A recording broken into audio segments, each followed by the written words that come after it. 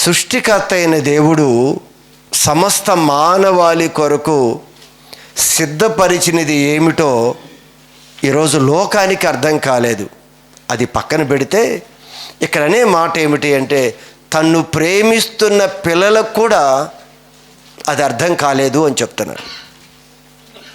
సృష్టికర్త అయిన దేవుడు సమస్త మానవ జాతి కొరకు ఏమి సిద్ధపరిచాడో మనుషులందరికీ అర్థం కాలేదు. చివరికి ఆయన ప్రేమిస్తున్నాము అని అంటున్న తన పిల్లలైన మనకి కూడా ఇది అర్థం కాలేదు అనే విషయాన్ని ఇక్కడ ప్రభు మాట్లాడుతూ ఉన్నాడు. ఒక్కసారి మనం పరిశీలించేద్దాం. అసలు దేవుడు ఏం సిద్ధపరిచాడు? దేవుడు మన కొరకు ఏమి సిద్ధపరిచాడు అనే ప్రశ్న మనం వేసుకుంటే మనందరికీ కూడా ఏమి సిద్ధపరిచాడు అని ఒక్కొక్కరు ఒక్కో రకంగా ఆలోచిస్తూ ఉన్నాం. కానీ దేవుడు సమస్త మానవాళి కొరకు ఏమి సిద్ధపరిచాడో ఒక భక్తుడికి తెలిసి ఆ సిద్ధపరిచిన దాన్ని చూడాలి అని ఒక ఆశ కలిగి ఎదురు చూస్తున్న ఒక వ్యక్తి ఉన్నాడు బైబిల్ గ్రంథంలో. ఈరోజు మనందరికీ అర్థం కావాలి, దేవుడు ఏమి సిద్ధపరిచాడు, ఆ సిద్ధపరిచినది ఎందుకు ఈరోజు క్రైస్తవ సమాజానికి అర్థం కావటం లేదు. మన కొరకే సిద్ధపరిచాడు. అది ఇంత ఉపదేశాన్ని మనం ఆలకిస్తూ ఇంత ఉన్నతమైన ఈ పరిచర్యలో కొనసాగుతున్న ఈరోజు క్రైస్తవుడికి అంట దేవుడు సిద్ధపరిచినది ఏంటో అర్థం కాలేదు అని చెప్తున్నాడు. అయితే బైబిల్ గ్రంథంలో సుమియోను అనే ఒక భక్తుడు ఉన్నాడు. ఎవరితను? ఈ భక్తుడు గురించి ఒక చక్కని విషయం రాయబడి ఉంది బైబిల్లో. చూడండి ఒకసారి, లోకా సువార్త 2వ అధ్యాయం 25వ వాక్య భాగం. అందరూ జాగ్రత్తగా ఈ మాటను గమనించాలి. ఏమిటి దేవుడు సిద్ధపరిచిందో మనకు అర్థం కావాలి. ఇక్కడ యెరూషలేమునందు సుమియోను ఒక మనుష్యుడుండెను. నా వైపు చూడాలి. సుమియోను అని ఒక మనుషుడు ఉండెను. అతడు నీతిమంతుడును భక్తిపరుడునై ఉండి. అది భక్తిపరుడు. ఒక భక్తుడు ఉన్నాడు. ఆ దినాల్లో ఆ విషయాన్ని పరిశుద్ధ గ్రంథం కూడా ఆ పేరును లెక్కించి ఆ భక్తుడి గురించి ఒక విషయం తెలియజేస్తూ ఉన్నారు. భక్తిపరుడునై ఉండి ఇశ్రాయేలు యొక్క ఆదరణ కొరకు కనిపెట్టువాడు. ఇశ్రాయేలీల ప్రజలు అందరూ కూడా చెడిపోయి మార్గం తప్పిపోయిన వారిగా ఉన్నప్పుడు వీళ్ళని ఆదరించి వీరిని కాపాడేవారు ఎవరు అని ఆయన ఎదురు చూస్తూ ఉన్నాడు ఈ భక్తుడు. దేవుని పిల్లలందరూ చెడిపోయారు కదా, దేవుడి పిల్లలందరూ పాడైపోయారు కదా, దేవుణ్ణి ఆరాధించవలసిన ప్రజలు విగ్రహాలు ఆరాధించుకుంటూ దేవునికి చెందవలసిన మహిమని మరొక ప్రదేశానికి దొంగిలిస్తూ వెళ్ళిపోతున్నారు ఆ దినాల్లో దేవుని ప్రజలు. అయితే ఈ భక్తుడి యొక్క నిరీక్షణ ఏమిటి అంటే, దేవుడు తన పిల్లలను ఎలా ఆదరిస్తాడు అని ఆదరణకర్త కొరకు ఎదురు చూస్తూ ఉన్నాడంట ఈ సుమియోను. పరిశుద్ధాత్మ అతని మీద ఉండెను. అతడు ప్రభువు యొక్క క్రీస్తును చూడక మునుపు మరణము పొందడు అని అతనికి పరిశుద్ధాత్మ చేత బయలుపరచబడి ఉండెను. జాగ్రత్త గమనించండి. ఇక్కడ ఈయన దేని కొరకు ఎదురు చూస్తున్నాడు? దేవుని పిల్లలు చెడిపోయి ఉన్నారు, దేవుడి పిల్లల మార్గం తప్పిపోయి ఉన్నారు. ఆ రోజు ఇశ్రాయేలు జనాంగం గురించి మాట్లాడుతున్నాడు. ఇది ఆ దినాల్లో ఈ భక్తుడు ఒక ఆదరణకర్త కొరకు ఎదురు చూస్తూ ఉన్నాడు. అప్పుడు పరిశుద్ధాత్మ దేవుడు తనలో ఉండి తనతో చెప్తున్న మాట ఏమిటి అంటే, ప్రభు యొక్క క్రీస్తు ఆ ప్రభువు సిద్ధపరిచినది ఏమిటి అంటే క్రీస్తుని సిద్ధపరిచాడు, రక్షకుణ్ణి సిద్ధపరిచాడు. ఆ ప్రభు యొక్క క్రీస్తును చూడక మునుపు మరణము పొందడని నీవు మరణము పొందవు అని అతనికి పరిశుద్ధాత్మ ద్వారా బయలుపరచబడి ఉండెను. పరిశుద్ధాత్ముడు చెప్పాడు, నీవు దేవుడు సిద్ధపరిచిన ఆ క్రీస్తును నీవు చూస్తావు. ఏమిటి? సర్వలోక మానవాళి కొరకు దేవుడు సిద్ధపరిచినది ఏమిటి అంటే ప్రభు అయిన యేసు క్రీస్తుని సిద్ధపరిచాడు ఆయన. ఆ క్రీస్తుని నువ్వు చూడక నీవు చనిపోవు అని పరిశుద్ధాత్ముడి తనతో చెప్తున్నాడు. ఇతను వృద్ధాప్యంలోకి వచ్చాడు, పెద్దవాడయ్యాడు, చూస్తూ ఉన్నాడు.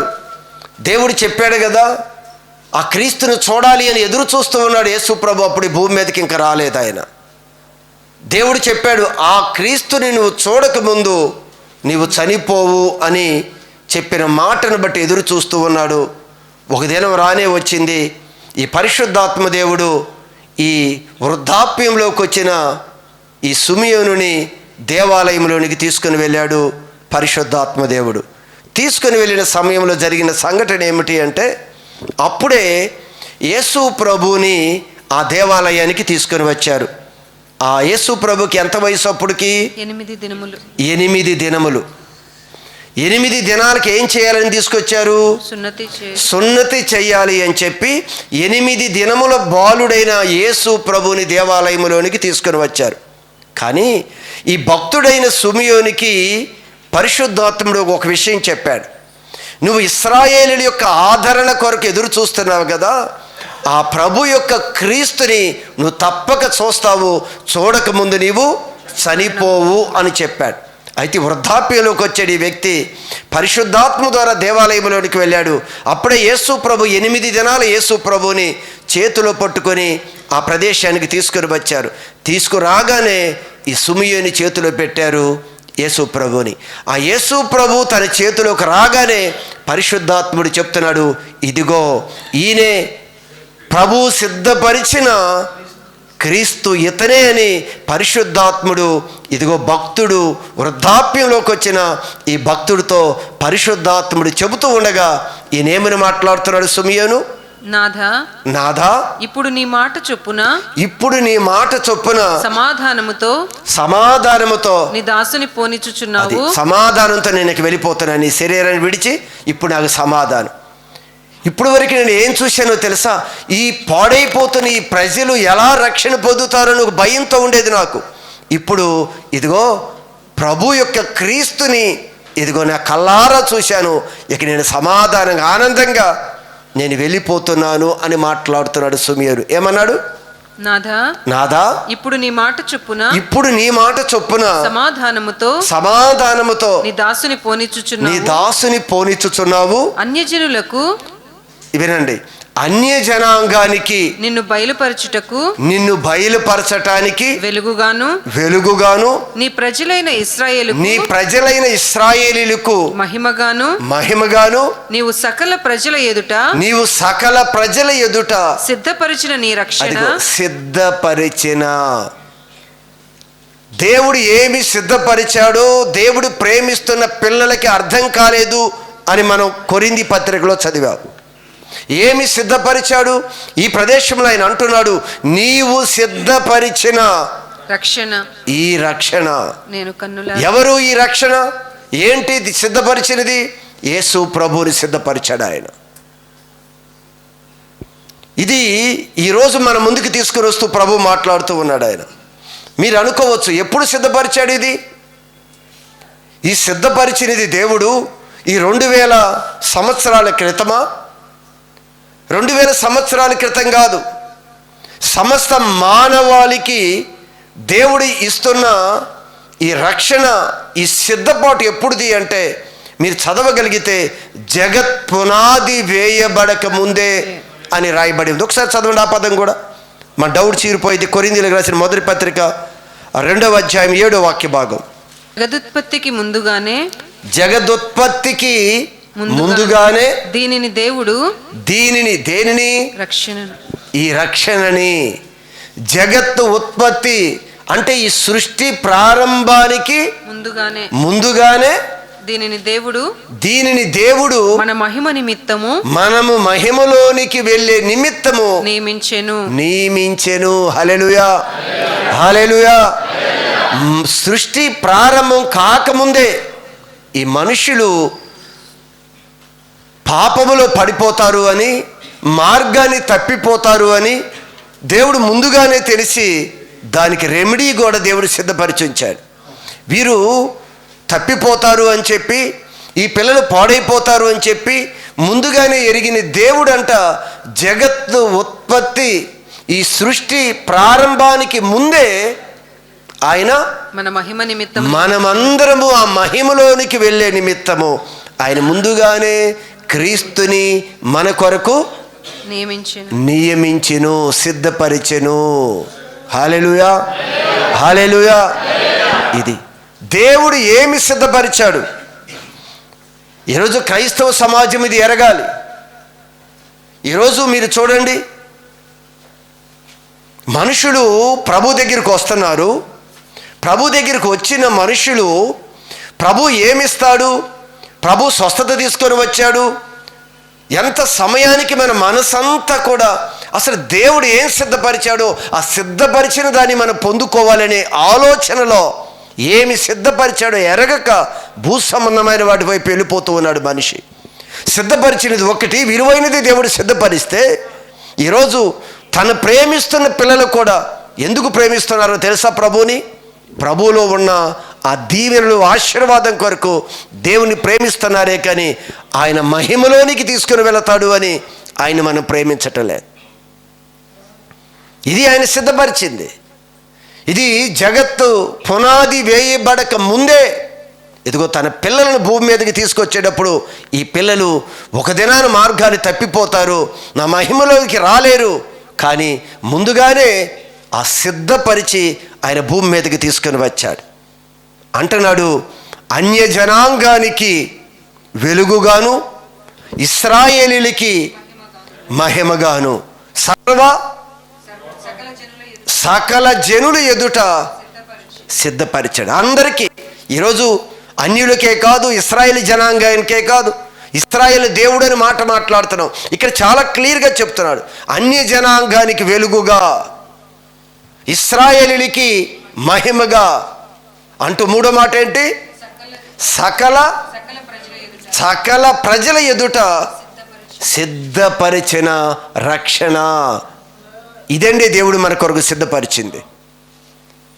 ఈరోజు ఇంత ప్రభు గురించి ఎరిగి ఇన్ని దినాలు దేవాలయానికి వస్తూ కూడా దేవాతి దేవుడు మన కొరకు ఏం సిద్ధపరిచాడో, ఏం పొందుకోవాలో అర్థం కాలేదు. దేని కొరకు మన ఆలోచన అండి? అసలు ఏం ఆలోచిస్తున్నావు? మన ఆలోచన విధానం ఏంటి? దేవుడి సన్నిధికి నువ్వు వస్తున్నావు? మన ఆలోచన అంతా ఒకటే, ఏమిస్తాడు, ఏం తీసుకుందాం, ఏం ఉద్యోగం ఇస్తాడు, ఏ వ్యాపారం ఇస్తాడు, ఏ స్వస్థత పరుస్తాడు, దీనికి తప్ప మనిషి దేని కొరకు వస్తున్నాం ఇక్కడికి? దేవుని యొక్క బాధ ఏంటో తెలుసా? ఇదిగో నన్ను ప్రేమిస్తున్న పిల్లలు కూడా నేను సిద్ధపరిచింది ఏంటో అర్థం కాల. ఇంత ప్రేమిస్తున్న నన్ను ఆలయానికి వస్తున్నారు, సేవిస్తున్నారు, ఆరాధన చేస్తున్నారు. నన్ను ఆరాధన చేసి ఇంత భక్తిభావాన్ని కలపరుస్తున్న వీరిని పరిశీలించినప్పుడు అంట దేవుడు అంటున్నాడు, మీకు కూడా అర్థం కాలేదు అన్నాడు. మన మనస్సును కూడా మారి రూపాంతరం చెందాలి అనేది దేవుని యొక్క ముఖ్య ఉద్దేశం. మన మనస్సులు మారాలి. మనం దేని కొరకు వస్తున్నాం? యేసు ప్రభు దగ్గరికి 10 మంది కుష్ఠ రోగులు వచ్చారు. ఎంతమంది వచ్చారమ్మా? దేనికి వచ్చారు 10 మంది? వీరు, అయ్యా నాకు కుష్ఠరోగం ఉంది, ఈ కుష్ఠరోగానికి వైద్యం లేదు, ఇదిగో నీవైతే ఎలాంటి కార్యాలైనా చేయగలవని ఆ నోట ఈ నోట ఇని వారు యేసు ప్రభు దగ్గరకు ఒక దినాన 10 మంది కుష్ఠరోగులు యేసు ప్రభు దగ్గరికి వచ్చారు. యేసు ప్రభు దగ్గరికి రాగానే యేసు ప్రభు ఒక మాట చెప్పాడు. ఆ మాటను బట్టి 10 మందికి కుష్ఠు తగ్గిపోయింది. తగ్గిపోయిన తర్వాత 9 మంది యేసు ప్రభు దగ్గరికి రాలేదంట. ఒక్క వ్యక్తి, 9 మంది శరీర సంబంధులు, ఒక్క వ్యక్తి మాత్రమే ఆత్మ సంబంధి. ఈరోజు క్రైస్తవ సంఘాల్లో కూడా పర్సంటేజ్ ఇదే ఉంటుంది, రేషియో ఇదే. 9 మంది శరీర సంబంధులు అయితే ఒక్కరే ఆత్మ సంబంధి. ఇదే రేషియోలో ఎంతమంది ఆత్మ సంబంధులు ఉన్నాం ఇక్కడ? అసలు మనం దేని కొరకు వస్తున్నాం, మనకి ఏం కావాలి, ఏం పొందుకోవాలి, దేని కొరకు ప్రార్థన చేయాలి, దేని కొరకు ఎదురు చూడాలి మనం? చూసారా? అందుకు ప్రభు అంటున్నాడు, నన్ను ప్రేమిస్తున్న ఈ పిల్లలకే అసలు నేను ఏం సిద్ధపరిచానో వారి చెవులకు వినపడలేదు, కంటికి కనపడలేదు, హృదయానికి గోచరం కాలట్టలేదు. ఇన్ని కార్యాలు ఆయన చేస్తున్నా, ఇన్ని అద్భుతాలు చేస్తున్నా, రొట్టె విరిచి చేపలు ఎంతమందికి పంచాడు ఆయన? అంతమందికి, వేల మందికి పంచినాడు. ఆయన ఆహారాన్ని పంచుతున్నాడని చూస్తున్నారే కానీ ఆయన ఉన్న శక్తి ఏంటో వారికి అర్థం కాల. కుష్ఠరోగులు బాగు చేస్తున్నప్పుడు, కుంటి వారిని నడిపిస్తున్నప్పుడు, గుడ్డి వారికి చూపిస్తున్నప్పుడు, ఇదిగో దేవుడు ఇలా స్వస్థతలు పరుస్తారని ఆలోచిస్తున్నారే కానీ దాని వెనక దేవుని యొక్క మహిమ, దేవుని యొక్క శక్తి ఏంటో ఎరిగి నాకు దేవుడు కావాలి అనుకునే ప్రజలు లేరంట. నాకు ఆయన కావాలి, ఆయన నా రక్షకుడు అనే ఆలోచన లేకుండా అంత శరీర సంబంధంగా నడుస్తున్న వారు ఇదిగో ఎంతమంది ఉన్నారో అర్థమవుతుందా? 9 మంది శరీర సంబంధులు, ఒక్కడే ఆత్మ సంబంధి. ఈరోజు మన జీవితాలు పరిశీలించుకోవాలి ఖచ్చితంగా. ఈ చివరి దినాలు ఒకవేళ నీ చెవులు, నీ కళ్ళు, నీ హృదయం నిన్ను మోసం చేస్తున్నాయేమో, నిత్యత్వంలో తీసుకుని వెళ్ళకుండా ఇవన్నీ కూడా క్లోజ్ అయిపోయాయేమో. దేవుడు ప్రేమతో ఈ రాత్రి, సాయంకాలం ఆయన మనతో మాట్లాడుతున్నాడు. ఆయన మనకి ఎన్నైనా ఉండొచ్చు ఈ లోకంలో, వాటిని చూసి ఒకవేళ భ్రమపడుతున్నామేమో, ఒకవేళ మనం సంతోషిస్తున్నామేమో, కానీ దేవుని యొక్క మాట ఖచ్చితంగా మన బ్రతికించే మాటలు ఇవి. ఈ చివరి దినాల్లో అయినా, ఈ అంత్య దినాల్లో అయినా ఆశతో ఈ ఉపవాస దినంలో దేవుడి దగ్గరికి వచ్చావు. అనేక మందికి అవకాశం ఉండి రాలేకపోయినా నువ్వు అవకాశం కల్పించుకొని దేవుడి సన్నిధికి వచ్చావు. దేవుడు నీతో మాట్లాడుతున్నాడు. ఆయన నీవు చూశావా, నువ్వు ఎరిగావా? ఈరోజు ఎన్ని కార్యాలు చూస్తున్నామండి మనం, ఎన్ని అద్భుతాలండి మన కళ్ళ ముందు. ఎన్ని రోగాలు, ఎన్ని దెయ్యాలు, ఎన్ని అపవిత్రాత్మలు, ఎన్ని అద్భుత కార్యాలు ఎన్నో జరుగుతున్నాయి. ఏ చలనము లేదు, ఏ గ్రహింపు రావటం లేదు. అవన్నీ చూసి మనకు కూడా స్వస్థపరుస్తాడు, మనకి బాగు చేస్తాడు, మనకి ఆహారం ఇస్తాడు, మనని తృప్తిపరుస్తాడు, మనని ఆశీర్వదిస్తాడు.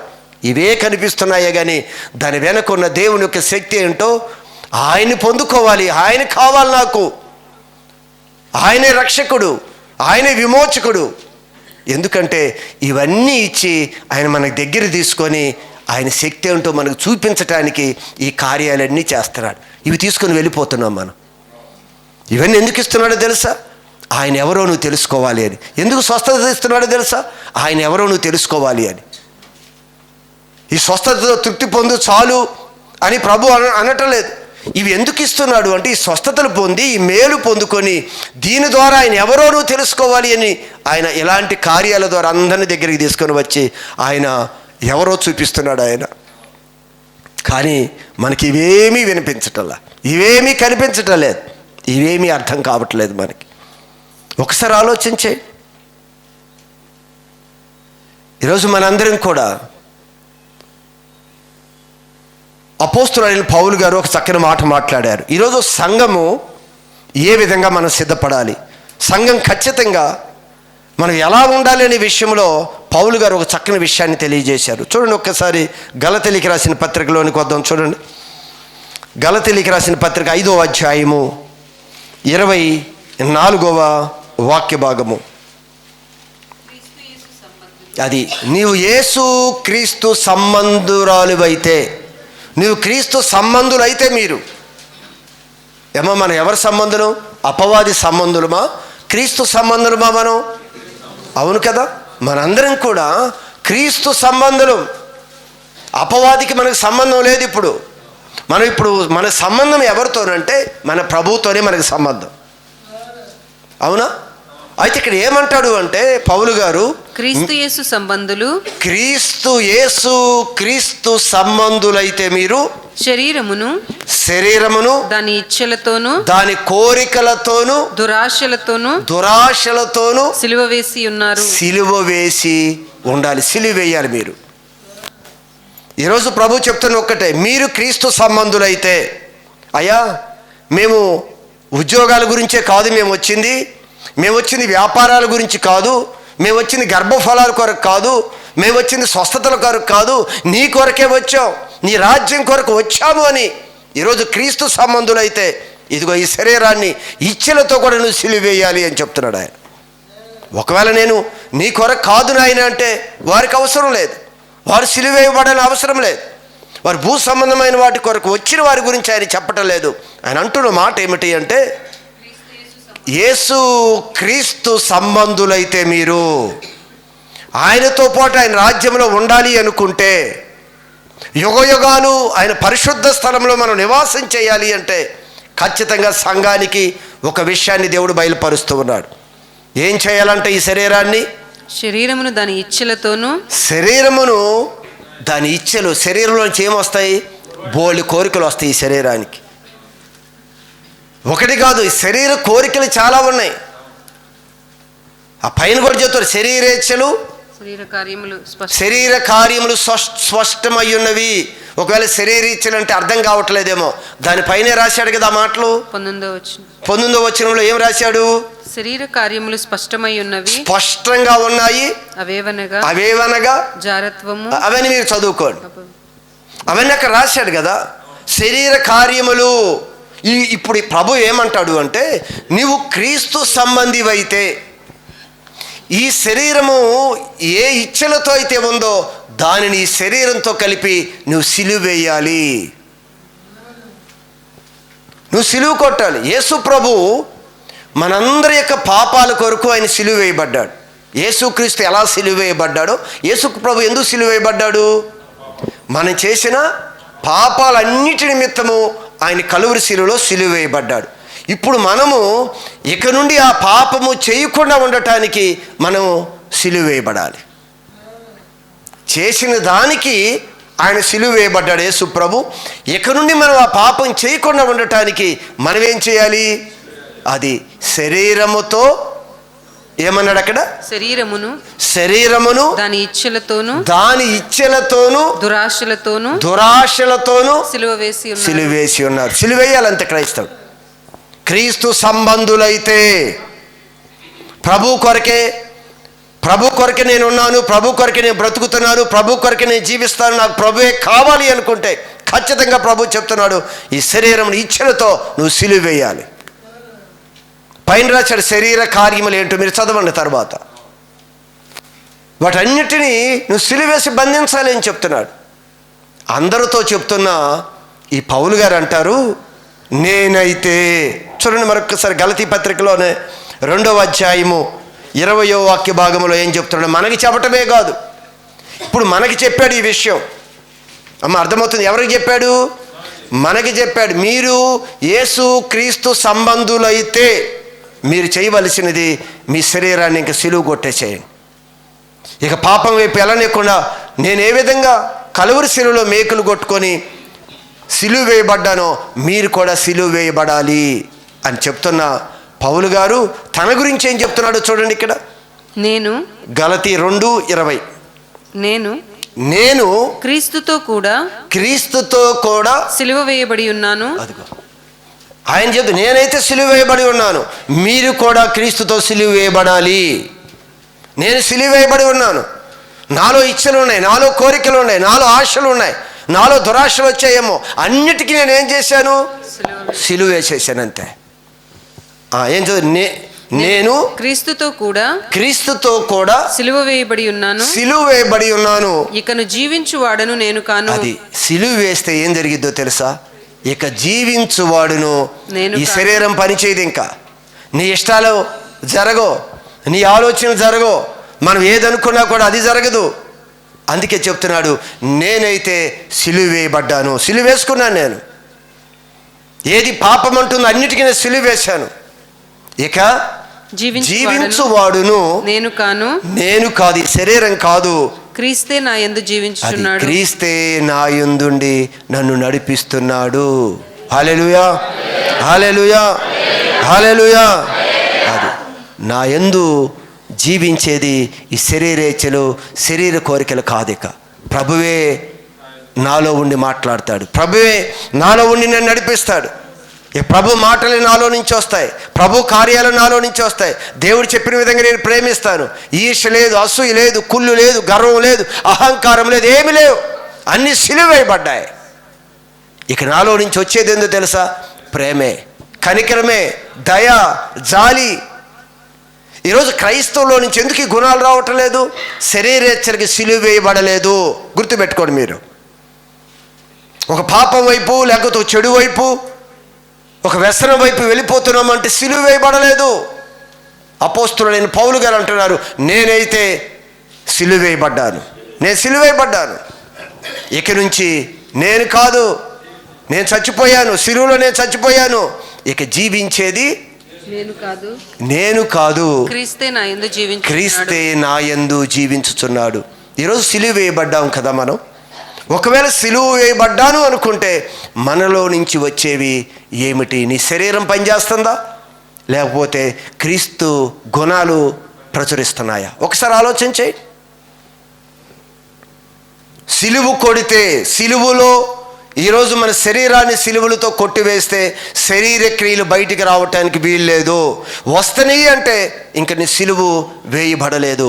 అపోస్తలుడైన పౌలు గారు చెప్పేది, నేను సిలువ వేయబడ్డాను. ఇక నుంచి క్రీస్తే నాలో నుండి వచ్చేది, క్రీస్తు ప్రేమే. అందుకే చివరికి ఆయన్ని రాళ్ళుతో కొట్టి రోడ్ల మీదకి ఈడ్చివేసి చచ్చిపోయారని వదిలివేసినప్పుడు కూడా మరలా దేవుడి ప్రేమను ప్రకటించుకుంటూ ముందుకు కొనసాగుతున్న ఒక భక్తుడైన. మనలో ఏమొస్తాయండి? దుర్భాషలు. మన కోసినా, మన పొడిచినా, మనం ఏం చేసినా మన లోపల ఉంటే ఏ స్వభావం ఉంటే అదే వచ్చింది. అవునా?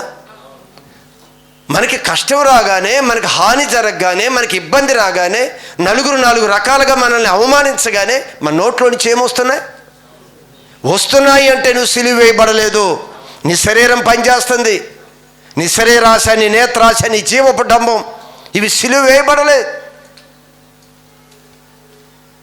ఈరోజు క్రైస్తవుడికి చిన్న శ్రమ రాగానే అపవిత్రమైన మాటలు, దుర్భాషలు, హేళన, చులకనగా మాట్లాడటం.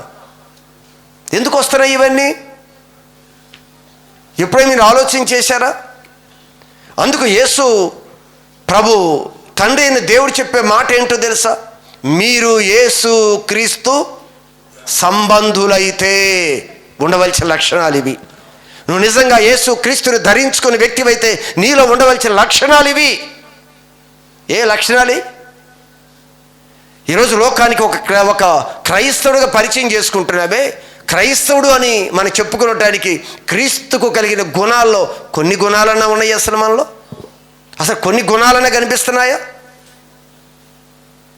ఈరోజు మనం భ్రమపరుచుకొని మనం మోసం చేసుకునే పరిస్థితి అండి ఈరోజు కూడా. ఎన్నో మార్లు ఈ వాక్యాన్ని మనం ఆలకించాం. ఇంకొంచెం లోతుగా తీసుకొని దేవుడు ఈరోజు మరలా మాట్లాడుతున్నాడు. ఆయన మనం మోసపోతున్నాం, భ్రమపడుతున్నాం. నేను క్రైస్తవునని చెప్పుకుంటున్నావు. క్రైస్తవుని చెప్పుకుంటే ప్రభు ప్రశ్నిస్తున్నాడు, నువ్వు క్రైస్తవుడు అయితే, నువ్వు క్రైస్తవురాలు అయితే ఏవి? నీ శరీరాన్ని సిలువేశావా? క్రీస్తు నీలో పనిచేస్తున్నాడా? క్రీస్తు ప్రేమ నీలో పనిచేస్తుందా? ఎన్ని భయంకరమైన బయటకు వస్తాయి తెలుసా? దేవుడు చిన్న టెస్ట్ పెడితే మొత్తం బయటకు వచ్చేస్తుంది. మన స్వభావం ఏంటో మొత్తం బయటకు వచ్చేది, కక్కేసేస్తాం అంతే, తేలిపోయింది ఆ దెబ్బతో. నువ్వు క్రీస్తు సంబంధమో సాతాను సంబంధమో, క్రీస్తు యొక్క ఆలోచన ప్రకారం నడిపించబడుతున్నామో సాతాను ఆలోచన ద్వారా నడిపించబడుతున్నామో అప్పుడు బట్టబయలవుతాయి. దేవుడు చిన్న శ్రమ పెడితే, దేవుడు చిన్న టెస్ట్ చేస్తే మనం ఎవరి సంబంధమో బయటికి వచ్చేస్తుంది. అప్పటి వరకు తెలియదు. అందరం క్రైస్తవులమే, అందరం చెప్పుకోవాలి మేము క్రైస్తవులు. ఏంటి క్రైస్తవులు? క్రీస్తుని పోలి నడిచేవాడే క్రైస్తవుడు. శరీరాన్ని సిలువ కొట్టుకొని తనలో ఉండేది ఇక శరీరం కాదు పని చేయవలసింది, క్రీస్తే నాలో ఉండి జీవిస్తున్నాడు. ఇక జీవితం ఆయనదే. అంతేనా? ఇక జీవించు వాడును నేను కాదు. ఇక నేను కాదు. మన మాటలు రావు, మన కోపాలు రావు, అసలు మనం కాదు. ప్రభు ఆ రోజు ఏ విధంగా ఈ భూమి మీదకి వచ్చి ఎంత ప్రేమతో ముందుకు కొనసాగాడు చూసారా? అంత మహాదేవుడు. అసలు ఆ పరిస్థితి చూస్తే ఆయన ఎంత ప్రేమ చూపించాడో, ఎంత మాదిరి చూపించాడో, దానిలో కొంచెమన్నా మనం నేర్చుకుంటున్నామా? మనం గర్విస్తాము, అతిశయిస్తాము, నేను గొప్ప, నువ్వు తక్కువ, నువ్వు ఎక్కువ, నేను ఎక్కువ అని ఎన్నెన్నో చేస్తాం కదా. చివరికి ఆ ప్రభువే శిష్యుల పాదాలు కడిగి ఆయన ధీరత్వాన్ని, ఆయన తగ్గింపుని మనకి ఎంత మాదిరి చూపించాడో తెలుసా? ఎంత మాదిరి చూపించాడు యేసు ప్రభు శిష్యుల యొక్క పాదాలు కడుగుతూ. ఆయన మహాదేవుడు అయ్యి ఉండి, ఆయన సర్వశక్తిమంతుడు అయ్యి ఉండి ఆయన శిష్యులు పాదాలు కడుగుతూ మీరు కూడా ఒకరి పాదాలు ఒకరు మీరు కడగాలి, మీరు కూడా ఒకళ్ళు ఇలాంటి మనస్తత్వం కలిగి ఉండాలి కానీ అని ప్రభు చెప్తే మనలో క్రీస్తుకు కలిగిన ఆ మనస్సు మనలోలే. ఊరికైన వాక్యం అయితే మనం చదువుకుంటూ వెళ్ళిపోతాం, వింటాం, బాగా చెప్తున్నారని వింటాం. ఏది మనం ఆచరణలో పెడుతున్నాం? ప్రభు ఏం చెప్పాడు, మనం ఏం చేస్తున్నాం? ఒకసారి మీరు ఆలోచన చేయండి. పౌలు గారు చెప్పేది ఒక్కటే, నేను సిలువ వేయబడ్డాను, ఇక నుండి జీవించేది నేను కాదు, మాట్లాడేది నేను కాదు, ప్రవర్తించేది నేను కాదు, నాలో నుంచి వచ్చే ప్రతి స్వభావము క్రీస్తుదే. ఈరోజు మనం కూడా అలా చెప్పగలగాలి, మనం కూడా అలా నడవగలగాలి. అందుకే మీరు రోమపత్రిక 8వ అధ్యాయంలో 12వ వచనాన్ని ఒకసారి చూడండి, త్వరగా టైం అయిపోయింది. రోమపత్రిక 8వ అధ్యాయం 12వ వాక్య భాగం. సహోదరులారా, మన వైపు చూడండి. సహోదరులారా, శరీరానుసారముగా ప్రవర్తించుటకు, జాగ్రత్తగా ఆలకించండి మాట. సహోదరులారా, శరీరానుసారముగా ప్రవర్తించు, శరీరము చెప్పిన విధంగా నడవటానికి, శరీరము కోరుకున్న విధంగా కోరికలు తీర్చుకునటానికి మనము శరీరమునకు రుణస్థులము కాము. మనము శరీరానికి రుణస్థులం ఇక కాదు. ఈ శరీరానికి ఇప్పుడు మనం రుణస్థులం కాదు. మీరు శరీరానుసారముగా ప్రవర్తించిన ఎడల, మీరు ఇంకా ఈ శరీరం ఏం చెప్తుందో అలానే మీరు ప్రవర్తించిన ఎడల చావవలసిన వారయుందురు, మీరు చచ్చిపోతారు అని చెప్తున్నాడు. మీ ఆత్మ మోక్షంలోనికి, నిత్యత్వంలోనికి రాదు. ఇంకా మీ ఆత్మీయ స్థితిలో నువ్వు చనిపోతావు. నువ్వు ఇంకా ఈ శరీరాన్ని అనుసరించి నడిస్తే. చూడండి, చాలా చక్కగా మరొకసారి చదవండి ఆ మాటని.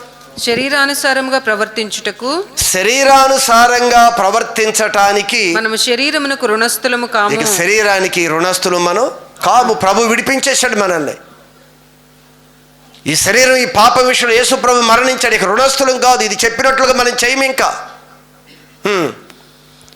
శరీరానుసారముగా ప్రవర్తించిన ఎడల, శరీరానుసారంగానే మనం ప్రవర్తిస్తే, ఇప్పుడు కూడా ఇంత భక్తి తెలిసి, ఇంత ప్రార్థన అనుభవం ఉండి, ఇంత సహవాసంలో దేవుడు ఏర్పాటు చేసి మన ఆత్మీయతను ఇంత లోతుగా తీసుకుని వెళుతున్నా కూడా నీవు ఇంకా శరీరానుసారముగా ప్రవర్తించ, శరీరం ఏం చెప్తుందో, శరీరం ఏమి చెయ్యముందో అదే నువ్వు కానీ చేసుకుంటూ వెళ్ళిపోతే, ఆత్మ చెప్పేవి లక్ష్య పెట్టకుండా, ఆత్మ చెప్పే మాటలు వినకుండా, నీ శరీరం ఏం చెప్తే అదే వింటుకుంటూ నీ నచ్చినది చేసుకుంటూ వెళ్ళిపోతే చావవలసిన వారయుందురు, చచ్చిపోతారు అని చెప్తున్నాడు.